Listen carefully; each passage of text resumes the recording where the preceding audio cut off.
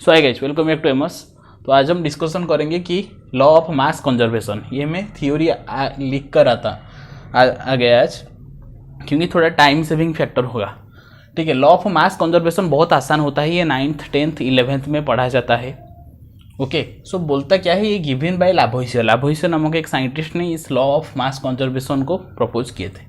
ठीक है, ये बोलता है कि ये बैलेंस्ड केमिकल रिएक्शन पर एप्लीकेबल होगा but not applicable in nuclear reaction. ठीक है, केमिकल रिएक्शन जितना होगा वहां पर एप्लीकेबल होगा, बट वो केमिकल रिएक्शन बैलेंस्ड फॉर्म पर होना चाहिए।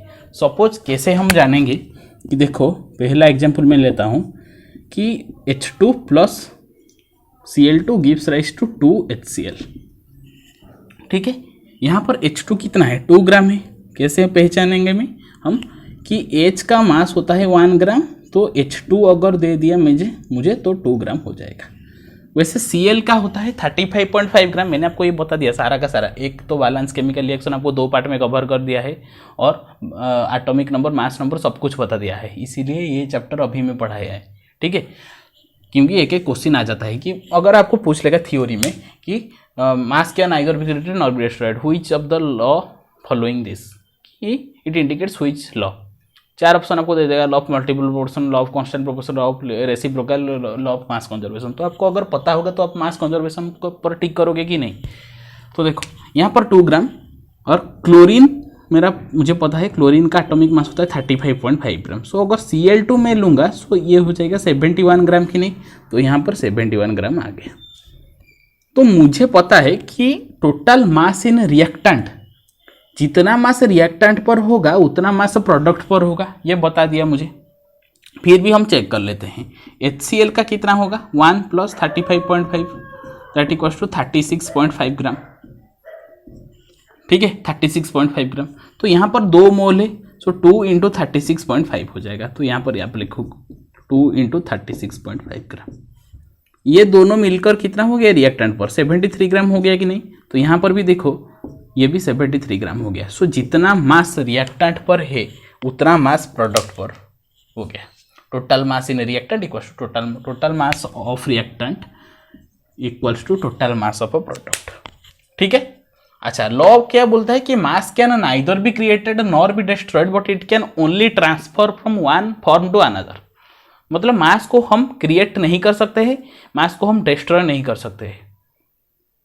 ठीक है, गली बॉय मूवी में रणबीर सिंह ने बताया कि नंगा ही तो आया है, क्या घंटा लेकर जाएगा। ये लॉ यहाँ पर एप्लीकेबल होता है। ठीक है, कैसे कि हम कुछ नहीं, जब हम पैदा हुए थे तो तब हम कुछ नहीं लाए थे, जब हम मरेंगे भी तो कुछ लेकर नहीं जाएंगे। ठीक है, तो ये होता है कि mass can neither be created, mass को हम क्रिएट नहीं कर सकते हैं कि डिस्ट्रॉय भी नहीं कर सकते हैं। ठीक है, बस हम क्या कर सकते हैं, उसको एक ट्रांसफर कर सकते हैं एक फॉर्म से लेकर अनदर। मतलब हम रिएक्टेंट से लेकर उसको और एक रिएक्टेंट उस पर ऐड करके प्रोडक्ट बना सकते हैं। तो देखो यहाँ पर क्या हुआ कि जितना मास रिएक्टेंट पे हो गया उतना ही मास प्रोडक्ट पर हुआ कि नहीं। तो 73 ग्राम रिएक्टेंट में है तो 73 ग्राम प्रोडक्ट पर होगा। अच्छा, डिकम्पोजिशन रिएक्शन हम एक देख लेते हैं। डिकम्पोजिशन, सपोज CaCO3 दिया है मुझे, इसको मैं अगर हीट करूंगा तो मुझे बताया गया है कि ये CaO प्लस CO2 में कन्वर्ट हो जाएगा। तो आप देखो पहले ये रिएक्शन बैलेंस है कि नहीं।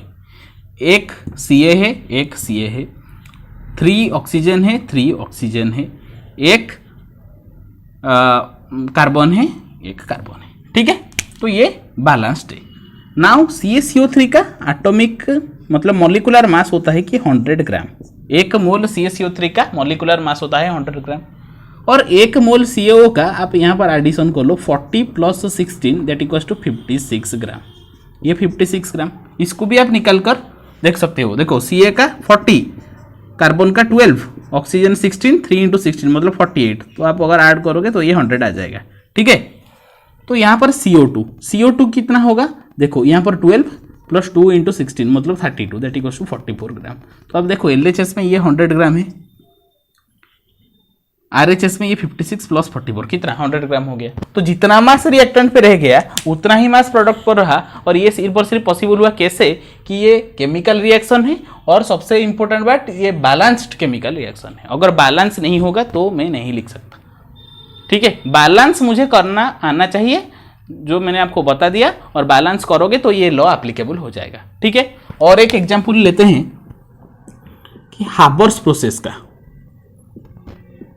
हाबर्स प्रोसेस, यहां पर क्या हो जाता है कि लैबोरेटरी में हम अमोनिया प्रोड्यूस करते हैं, NH3, अमोनिया का केमिकल फॉर्मूला होता है NH3। ठीक है, सो इसका N2 प्लस H2 NH3।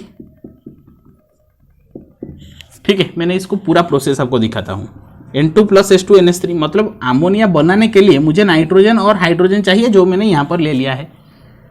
यहां पर 2 नाइट्रोजन है तो मुझे यहां पर भी 2 नाइट्रोजन बनाना होगा, तो मैं यहां 2 लिख लूंगा, 2 NH3। और यहां पर 6 हाइड्रोजन हो गया है, यहां पर 2 हाइड्रोजन है, तो मैं अगर यहां पर 3 मल्टीप्लाई कर लूंगा तो मेरा हो जाएगा कि नहीं। देखो 2 नाइट्रोजन 2 नाइट्रोजन, 6 हाइड्रोजन 6 हाइड्रोजन, तो मेरा रिएक्शन परफेक्टली बैलेंस्ड है। ठीक है, तो यही होता है हाबर्स प्रोसेस का reaction, N2 plus 3H2 gives 2 NH3। Now N2 का मॉलिक्यूलर मास 2 इंटू 14, नाइट्रोजन का 14 होता है N का, सो यहां पर N2 है मतलब 2 इंटू 14। 3H2 है, H2 का 2 तो 3 इंटू 2, ये 2 इंटू 14 प्लस 3 कितना 17। ये सब में आप ग्राम लिख लो। सो ये हो गया 28 ग्राम मेरा, ये हो गया मेरा 6 ग्राम, तो यहां पर होना चाहिए कितना 34 ग्राम। ये मिलकर कितना हो गया 34 ग्राम। तो देखते हैं यहाँ पर 34 होता है कि नहीं। 2 इंटू 17 कितना 34 ग्राम। तो देखो जितना मास मेरा रिएक्टेंट पे रह गया उतना ही मास मेरे प्रोडक्ट पर बन गया। मतलब हमको पता चला कि mass can neither be created nor be destroyed, it can transfer from one form to another.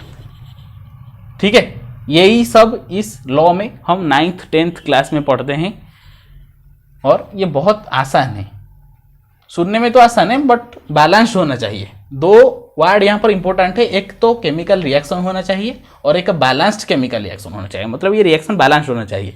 और एक और मेन बात है, ये एप्लीकेबल नहीं हो पाता है, not applicable in nuclear reaction, क्योंकि न्यूक्लियर रिएक्शन में हमारा आता है न्यूट्रिनो आ जाता है, एंटी न्यूट्रिनो आ जाता है, alpha particle, beta particle, electron, proton, neutron, ये माइक्रो पार्टिकल पर ये एप्लीकेबल नहीं होता है।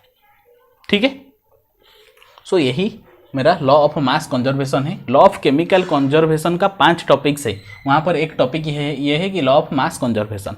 ठीक है, तो आज संडे है, आपको 3 टॉपिक मिलने वाला है। क्या क्या? पहला कि डिस्टेंस एंड डिस्प्लेसमेंट का वीडियो, दूसरा ब्लड ग्रुप का वीडियो, और तीसरा है ये लॉ ऑफ मास कंजर्वेशन। तो ये मतलब क्या है, आज चिल्ड्रंस डे पर तोहफा है कि 3 वीडियोज आज आपको मिलने वाला है।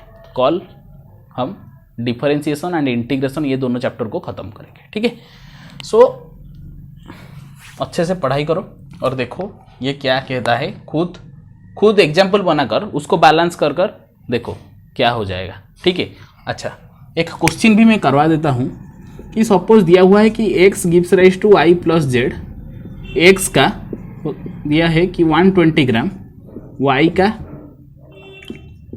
35 ग्राम, तो बताओ z का कितना होगा। अच्छा यहाँ पर ये तो रिएक्टेंट है, आपको पता है, ये दोनों प्रोडक्ट है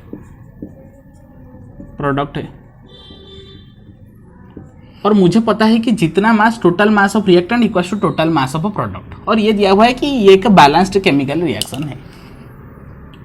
तो जितना मास रिएक्टेंट पर होगा, मतलब 120 ग्राम रिएक्टेंट पर दिया हुआ है, तो 35 प्लस जेड होगा कि नहीं, 35 प्लस जेड होगा, क्योंकि 35 प्रोडक्ट पर है, जेड भी प्रोडक्ट पर है, तो जेड का वैल्यू कितना आ जाएगा, 120 से मैं 35 को माइनस करूंगा तो 85 ग्राम आ जाएगा, तो जेड का वैल्यू हो जाएगा 85 ग्राम।